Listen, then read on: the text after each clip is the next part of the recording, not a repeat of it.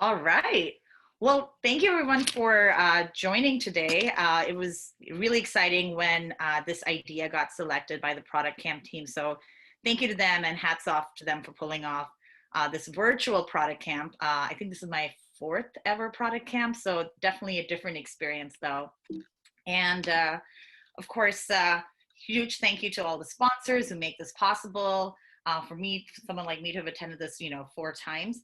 I will personally call out Pragmatic Institute and Pendo that I know at my company, Accruent, we use them quite often. And MailChimp and Survey Gizmo, I mean, I've used them for years. I used MailChimp to send out emails for my wedding, gosh, 5 years ago. So definitely cool tools out there. And thank you to all the sponsors for doing what they can to support this community.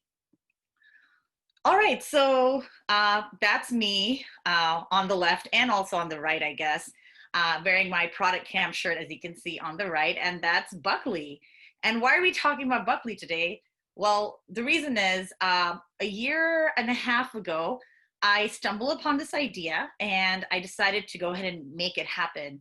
I'm a product manager at Accruent, a local Austin-based company, and I've been in tech for years. I've worn many hats in the tech world. I've been in policy, I've been in business development, sales, marketing. And, I think because of that, I've always loved technology and I've loved the idea of seeing things go from just a concept to something real. And I think technology has done a great job kind of bringing communities together. And the reason I talk about this is because a lot of what happens in my story is about, ideas coming together, people coming together through various ways. So what are we going to talk about today? So first, I'm going to talk about creativity. And I bring this up as someone who's been in product for almost 2 and 3 years or so. And, it's something that when you're in doing your day-to-day routine, you often kind of are just so accustomed to things being the way they are. And like, these are the rules and we got to follow them. And I feel like sometimes it's exciting, a little thrilling to kind of step outside the box and look at the problem a little differently. And then the other element that I want to touch upon today is I know there are a couple folks who attend Product Camp because they're interested in product management. And when I thought about this presentation, part of the story I want to tell is even if you're not in product management right now, I'm sure you are doing a lot of things in your life, whether it's in your professional career or personal career, that fit product management principles. So I want you to be able to take away from this presentation ideas and ways you can pitch your story to show how you're thinking from that product management lens, that product management mindset. So this is kind of what I'm hoping that today's session will be like. I know we've only got about 25, 30 minutes. So we'll talk a little about creativity and where to find that creativity, if you will. Then I'll talk a little bit about my book creation journey, the children's book that I showed you the cover of at the very beginning. And then let's see, if there's time, I'd love to see reactions from product managers and even folks who are not product managers right now. I did feel like I should also put at the very bottom, this is really not about how to create a book or self-publish a book. I have resources we can discuss for that, but really this is about the process and getting that energy, getting the process and energy to build a product. So that's sort of the expectations that I have from the session. And if folks have other questions that I could answer, happy to do that. All right, so what is creativity? And I guess my question to the folks, so feel free to drop this in Slack if folks want to come off mute, are we allowed to be creative? Who's allowed to be creative?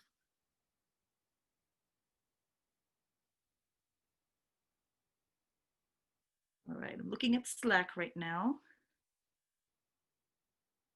So when you think of a creative individual, what names come to your mind? Artists. Artists, okay. And Tunji, I agree with you. Being creative does not leave anyone out. And I guess I would ask the group here, and maybe I can look at the participant list just by thumbs up or, just clap. Like, how creative do you think you are? If you think you're like somewhat creative, do like a thumbs up. If you think you're super creative, just do the applause thing. And if you're like, I don't know what you're talking about, is there a thumbs down button? I forget if Zoom has that. So I don't know if just based on reactions, if folks can share. Oh, I'm guessing some people just said no. That is also helpful. And I'm looking over here. And so I guess the reason why I'm asking this question is I generally don't think of I think of myself as a creative person when it comes to, if I'm, like someone said, like art, like if I'm painting something, I think I'm creative. But on my day-to-day basis, I genuinely don't think of myself, or at least I didn't think of myself as someone who could apply creativity when it comes to my work in particular, right? And I think this process made me quickly realize, and in reflecting about this process, I realized what a mistake that was, because creativity isn't just about creating inspiring, beautiful art. Creativity is about ideas. And I have this quote by someone, you may have heard of him, this guy called Steve Jobs. And I thought he put this beautifully. I think it's either a quote from his book or one of his speeches. I forget where I found this, but really it's about, just connecting things, right? So you're living in this world, you have all these experiences, and some are good, some are bad. And then we talk to other people and we hear their ideas and hear their problems. And ultimately, I would like to kind of put this idea that creativity isn't just about painting the Mona Lisa, or making a beautiful movie that moves people to tears and wins a lot of Academy Awards. It's really about connecting things together, and then just seeing what can be done with that. So I would argue everyone in this room, in more ways than you realize it, you are creative, because a lot of what we do in our jobs is about being those connectors, about finding links to different problems that we see, whether in our customer world or in our colleagues' life, and just trying to make that better. So I certainly hope this already has sparked some creative ideas for you in terms of how you can own your own creativity and think about, well, I know what I know and I see what I see out there, and how does that all come together?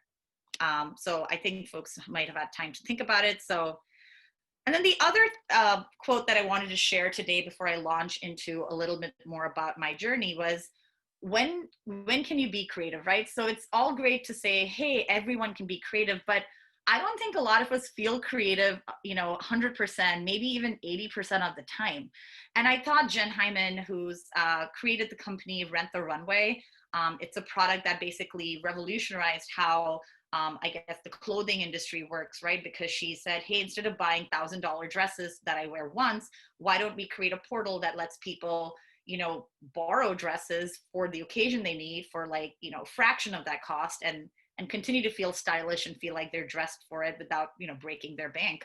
And so I think one thing that she says, which I think is so true, I think sometimes creativity catches you by surprise, and, relaxation is definitely part of it. But I feel like, we need to kind of get out of some of our circles, our funk. And I think there was a session earlier in this channel about, like, I think being remote and kind of trying different things as part of being socially, connecting with folks, even though we're all virtual.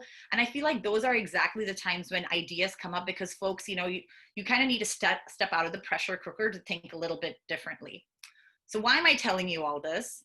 Well, for me, my journey on this book and my creative endeavor kind of started that way. So I was born in India. I grew up all over, but I've lived in the US for about 17-ish years. My parents still live in India, so I definitely do try to go see them at least once a year, like a good kid. But I have a huge family here as well, right? And this is both my family from my husband's side, but also my chosen family. And I have lots and lots of nieces and nephews. So here I am on my annual trip to India. Now my nieces and nephews are between the ages of, like, 4 to 10-ish. And I'm like, I'm going to get them a bunch of books. Why? I love books. If you look behind me, I have a bunch of books just right there too. And I feel like, reading is such a gift for children. So I'm like, I'm in India. I'm going to buy them books in Hindi, because these kiddos of mine, they're either a second or third generation Indian, or they just are curious kids. And, even if they don't have ties to India, they have ties to me. So I want them to kind of experience the magic of Hindi, which is a language in North India that I grew up speaking. Here's what I found. Let me tell you something about those books you're seeing on the right side of the screen. These books are not inspiring to me, because this is what I had to go through in school. These are not books that I imagine giving a child for fun. But truth be told, when I was in India and I went to like 10 different bookstores, and I said, hey, do you have any books, children's books in Hindi? This is what they gave me. And I was like, you've got to be kidding. I don't want to lose like status of favorite auntie by deciding to drop these, very academic looking books on their plate. So then I started Googling things, and this awesome book that I found, written by, I believe, also an Indian American lady. And, it's really cool, beautifully done. But for someone who doesn't speak Hindi, could you tell me what the problem might be with this book?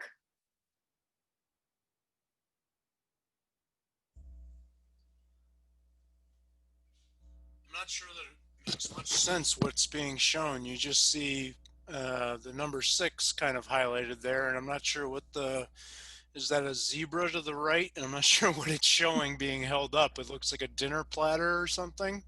So I'm not sure what exactly it's trying to convey. Yeah, so you're right, Dave. I mean, this is a beautifully done book, but for someone who doesn't speak Hindi, you're kind of like, what is going on, right?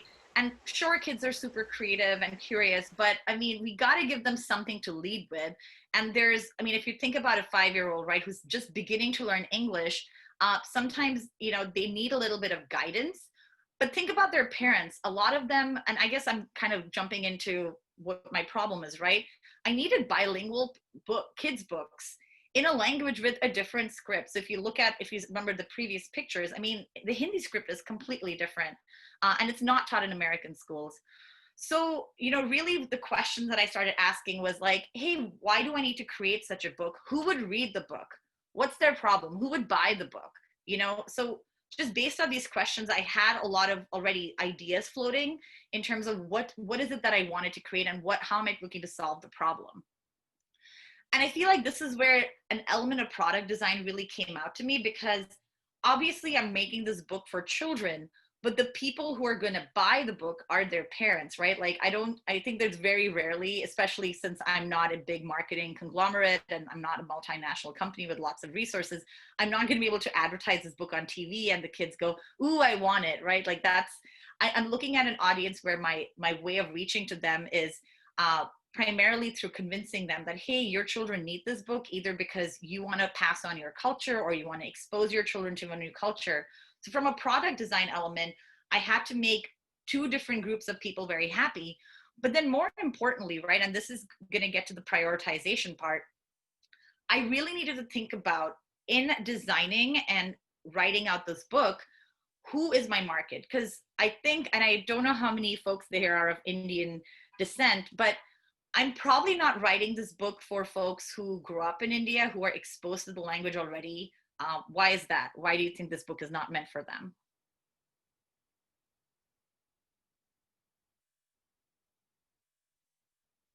I'm gonna switch to just going back to this page, right? So like this book does then, if you look at it if you search for like Hindi English books on Amazon, this is number one on the list. Um, who do you think made that number one?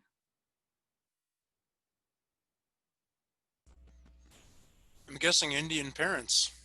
That's true, but it's probably Indian parents who already know the language, right? Correct. I Yeah. think there was a big differentiator, because right on this call, we also talked about how this book, it's beautifully done, but it doesn't make sense. So if you're an Indian parent who doesn't speak Hindi, or if you're just not even an Indian parent, but you're like, hey, India is cool, I want to like expose my child to this language, you're not going to buy this book because you don't even know where to begin to work with it, right? So I feel like a lot of these elements have to be considered in the design, which of course I have more details on that in a separate post of mine, but definitely something that, as a product manager, I was like, okay, I really need to differentiate who my buyer is and who my users are. But then within that context, I need to also really narrow down the funnel of whom am I targeting with this.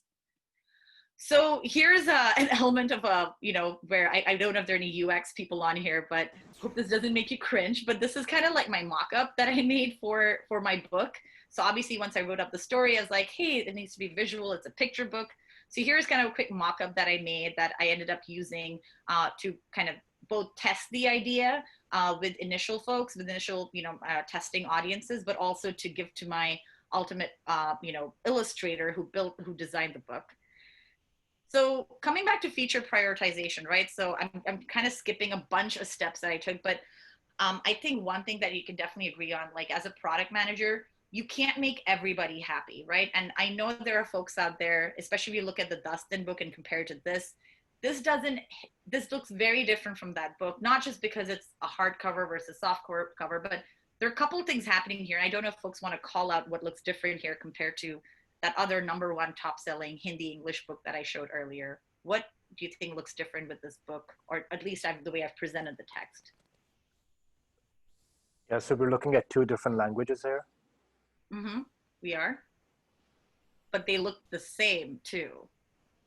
So I don't know if there are any Hindi speakers in this group, but for someone who is not familiar with Hindi, and that's my audience, right? I'm looking at children and also parents of children who don't know Hindi but want to learn Hindi. And the first line is in English, obviously, and the second line is actually Hindi written in English. So the term is transliteration. And so what do you think is helpful about how this is written? I believe it's easier to try and pronounce the words. Sure, it's phonetic for the English speaker. Totally. And do you think I need to have Hindi in here? Like, do you think I need to have actually written the Hindi script in there? Depends on the goal, I guess. If you're trying to teach the child to just try and pronounce, this is good enough. But if you want to correlate those with the actual script, yeah. Yeah, no, you're exactly right, Sohan. And the reason I bring this up is, and I don't have pictures of these books, but once I started doing my research, going to libraries, talking to teachers, librarians, they were like, hey, there are books like this. And honest to God, those books were English written in Hindi, and then a bunch of Hindi text. And so I think when you're trying to make like some quick decisions, because aesthetically speaking as well, and I should have maybe included a picture of that too, aesthetically speaking, including Hindi kind of made it everything very crowded, but also thinking about my audience, it doesn't really add additional value for them, right? Because if they do want to learn Hindi, there's a bunch of other products out there that can help them, but my product isn't exactly going in that direction. So that was kind of an example of how I prioritize features. And then I added a feature too. I don't know if you noticed, but words are color coded, right? So basically, if you don't know Hindi, you're reading it, but you kind of know what you're reading now. So that was something that also came out of just a bunch of tests and like saying, hey, you know what, this is how I want to kind of present my idea. So anyway, the product build part, I used a company called Fiverr. I don't know if you're familiar with it, but it's an awesome tool for anyone who needs creative projects contracted. And I worked with an illustrator who's actually Indian, but he doesn't speak a lot. He's not a native Hindi speaker. He's from a different part of India. But this I felt like reminded me a lot of my Jira ticket story build outs, where I had to be very specific. Obviously, in Jira you have more elements as well. But think about how, you have to be very, very clear about what you're trying to create, what that end result is. I included the PowerPoint presentation I made earlier when I submitted my requirements. So it was very similar, I thought, from that point of view in terms of setting expectations, because, he was tasked to create 2 pages every 2 weeks. And for me, missing that deadline would mean not only more cost, but also it would mean this book that I started creating that I now wanted to make a Christmas present would not be delivered on time, right? So you always kind of want to think about working backwards from any of these projects. The same way we kind of do at work as a product manager, because if you have a specific launch date in mind, if sales has a certain commitment, you kind of need to kind of think about what needs to be built, and then also prioritize things that need to be kind of make it to market versus what doesn't. So I'm again skipping through a bunch of stories just because of time, but a lot happened between there. But what I'm excited to share with you is kind of the user testing element. And I think we already talked about this earlier, but I think when I was testing out, when I was trying to see if the product is going to be useful the way I wanted it to, I had to kind of cast a wide net. And part of casting that wide net was about really thinking about not only folks who are authoritative figures, but also folks who are, going to be the end users. And I think this is something that in product we also think about, right? So if you think about our customer advisory boards, sometimes there are a lot of users that are in there, but some customer advisory boards are really just authority figures. And if they give you a testimonial, you're set. So for me, getting approval, getting sort of that thumbs up from a teacher our librarian. I mean, that just builds credibility when I finally decide to distribute this publicly. So they were an integral part of user testing in terms of seeing what kind of situations they catch or not. And of course, finally, my biggest user test is my nephews and nieces themselves. So here's actually one of my nephews who's he's going to be 10 in a couple weeks. And he doesn't speak a word of Hindi. I think maybe watched a Bollywood movie once or twice, and he thinks it's cool. He dances at weddings to Bollywood songs, but that's kind of his extent. So I'm going to play, and let me know if you can hear it. I may have to set my audio settings differently.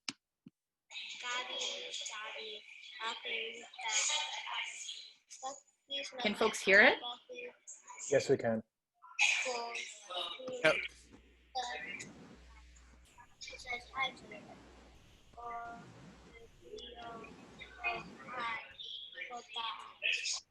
All right, so I felt like this was the moment that brought tears to my eyes, but also was like a very proud moment for, honestly, not just me, but for him, because he now knows more words than he did before he started reading the book. And sure, he doesn't speak the language in a way that he can construct sentences, or like he can't write in Hindi, but now he knows, and this is the page he was reading for reference.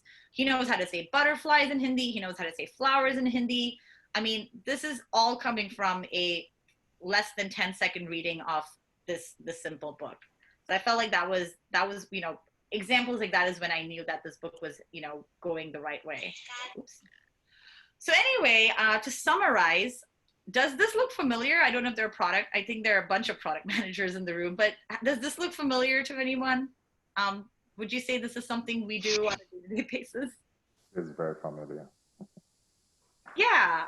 And, I think what I'm hoping folks take away from this, especially if you're already in product management, is, we have an awesome skill that we can do incredible things with, right? So all I did was write a book purely because of my own selfish but urgent desire to have my nieces and nephews get a book that was meaningful, something that I could share my culture with, share, this love of the language that I grew up learning with. And it just kind of came through in 6 months. So I don't think I mentioned this at the beginning, but I made all this happen in 6 months. And frankly, the skills that I applied were things that I do at work every day, but I never thought prior to this journey to use it for something like that. So yeah, so I think if there's something I'd love for you to take away from this session is, how can we think about our product management experiences, our skills as something that goes beyond our everyday kind of, getting the roadmap right, setting expectations, delivering products, to how we can use this to kind of make our personal lives a little more exciting. And then for folks who are not in product management right now, certainly think about this, because I'm sure you've worked on projects in your current job or maybe outside of work. And if you go back to this, I mean, this is really the slide that if you want to take a screenshot or something, you can think about it. But these are the key points that you'll always be quizzed about. And once you get the job, you'll always be challenged on this part. So if you can get these right, I mean, you're in, you got it. So I have a more detailed post about everything I did on my Medium page. So this is the quick link. And then find me on LinkedIn. I have an Instagram where I occasionally share stories about the book. And of course, the book also has its own Instagram. It's been a little quiet lately, but we might have something new coming soon, possibly a sequel. So if you want to know more, stay and follow this journey. You can do that here. I should have also said, any other questions while I was going through the story? I guess we have some time for that, I believe, Tunji. Yes, we do. And you have about 5 minutes. Great. So any questions I can answer? Yeah, so maybe I should ask. This is great and very lovely. See that you're trying to connect nature culture to something you love. That's actually very interesting. Would you mind sharing maybe some of those few challenges that you might have experienced on this journey? And remarkably, you were able to get this to market in 6 months. So can you just share some of those challenges you encountered? Thank you.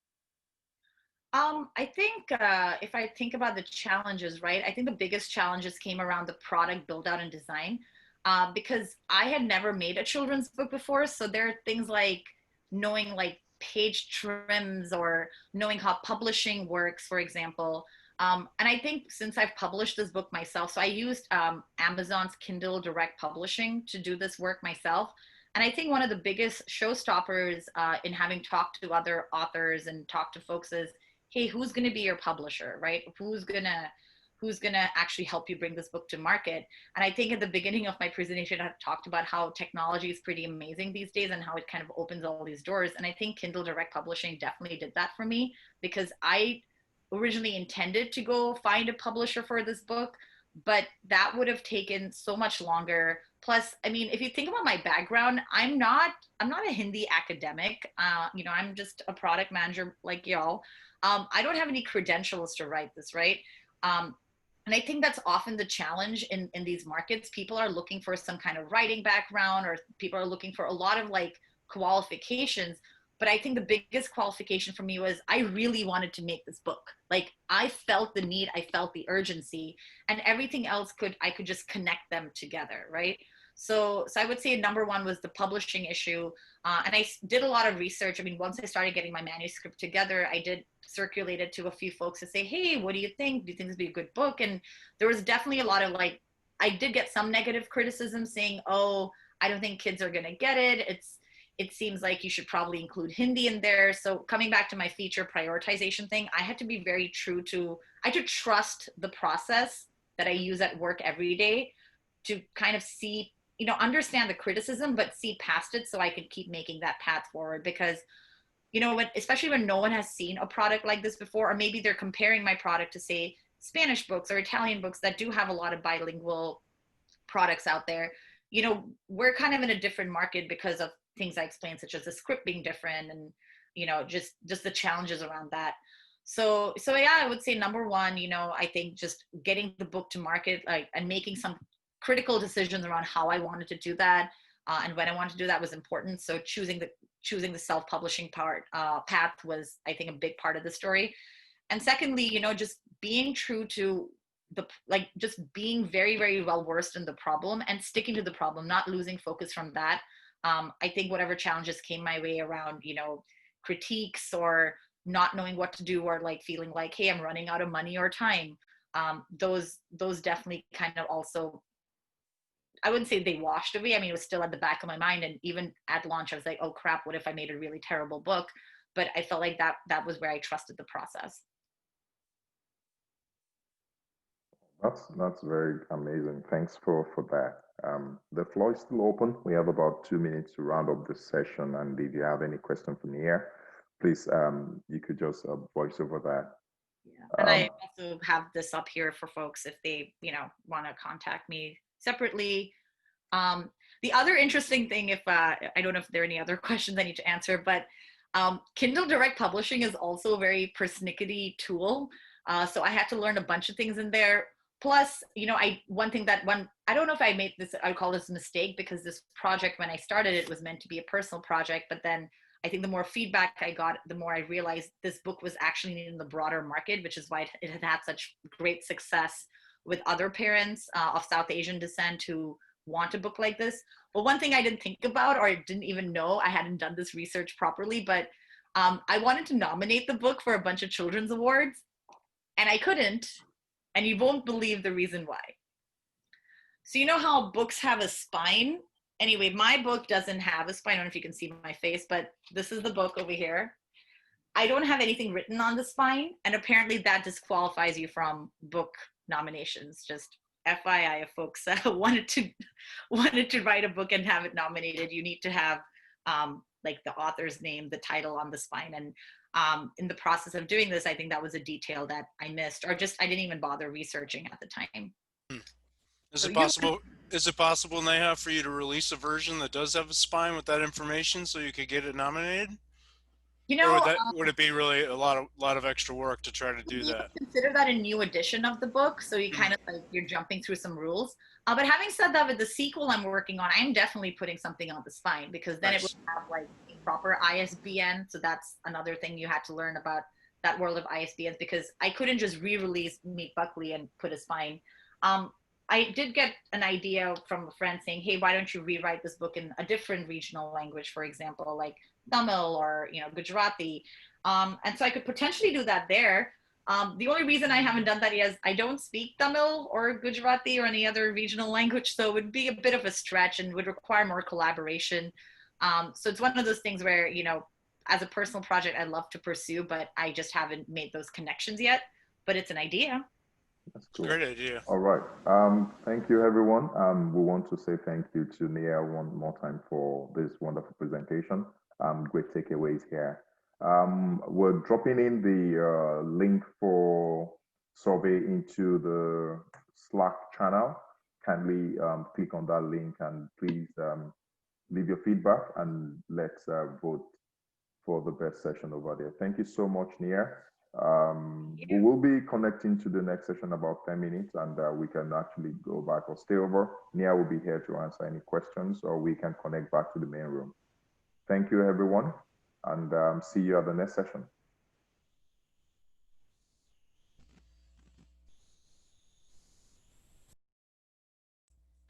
Hey, Neha, I have a question. Have you thought about collaborating with somebody who could possibly do some of the other regional languages like Tamil or, somebody else who's got more subject matter expertise in another language to kind of help you do additional versions in other languages? Because I think it would be really beneficial and you'd have potentially open up the market to that many more folks who would have interest in it. You're on mute. No, it's definitely been something that folks have actually said, hey, here's an uncle who can, translate it for you. But I think the other element that, has been pending is, folks need to kind of feel like they connect with the story. So I think I did talk with someone about the translation, and the truth is, it can be done, but I think there needs to be sort of a connection with the story. And, because language is so funny. I mean, I don't know what since when I became a linguistics expert, but certainly this process made me think about such curiosities of the language, because I might say something in English, but when you translate it to Hindi, because we use certain terms like you might say, hey, I'm gonna ring you right now, right? It's like, hey, I'm gonna call you on the phone. Not that anyone uses that term, but if I translate it to Hindi, it just sounds ridiculous. Right. So you wanted to it's just one of those things where we might say something in English, but when you translate Hindi, like they might have a different expression for it. So there's definitely a lot more work that's involved. So the idea has been floated. I think we started working on some of those projects, but it just kind of fell off. I think part of it is also thinking about the long-term strategy for the book. I mentioned I have a sequel in mind that is also Hindi and English. But I think it's also a matter of like the effort involved, and Sure.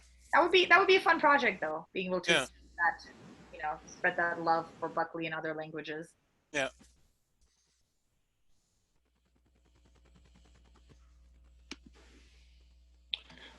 Neha, I wanted to ask, it's really cool to hear how you were able to use your product management experience to help you sort of figure out how to write and publish this book that started as a passion project and became something that's so much more. But wondering how writing this children's book might have informed you about product management and if that helped you in your role at all. That's a great question, Charlie. You probably should have shared more about that too. But I think it helped me think about, honestly, the feature prioritization process so differently, because I think sometimes when we're getting customer feedback, we're so overwhelmed with like, here are all the things that a customer wants. And we're also just so eager to please, our customers based on that feedback that they provide on the ideas board or through conversations. And I think it made me reconsider the way I look at that feedback, not because, I don't want to include everything or make a customer happy, right? But it's more like, if I do this, will it actually make the customer happy, or will it just, check a box for the project I'm doing? And I think, when I decided to write out the text the way I did, or make certain choices around, how language would be represented, I could have checked so many more boxes, and I could have probably made a lot of people very happy. I mean, I still get feedback about the book saying, hey, this would be cool if you had maybe included Hindi in it, right? And I'm like, yeah, but if I included Hindi in it, you're not the audience for that. So I think those are the kind of questions that I think I'm asking more at work now. Like, who is using this versus who is commenting on it, right? I think the user versus buyer element is definitely important here, because I mean, I could include Hindi and it might make the parent happy, but if the kid is going to be overwhelmed by it or not feel like this is a fun book for them to read anymore, like have I really made a good book? So I feel pretty good about my decision personally on this project.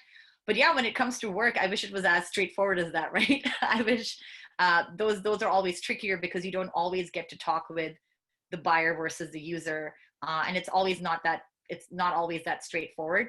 But it's certainly part of the process that I pay more attention to now.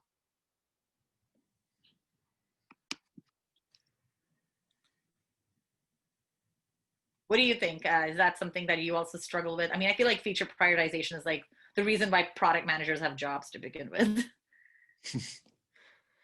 Yeah, I think it's difficult, especially when people have very specific suggestions and they start solutioning things and they say, you need to do it like this. And it's really hard when people are really specific about what they want, which can be good sometimes if their specific idea is really good. But it sounds like you were getting a lot of feedback, and it's good that you were able to get feedback. But yeah, I think you still have to be able to sort of understand like why they're asking for it and what they want, and maybe the way they're saying it should be isn't the only way it could be done. Totally. And I feel like you got a really cool experience of being able to see a lot of the same issues and questions, but from a totally different angle. So you still were able to learn a lot of the same principles, but it's a totally different topic and something that's maybe a little bit easier to grasp because it's not as technical and it's, just in a different field. So it's cool that you're able to glean a lot of, you're able to see the connection between those two activities. Yeah. Yeah, it's interesting when you step out of that box, like I said, the day-to-day and think about the same process or the same problem differently.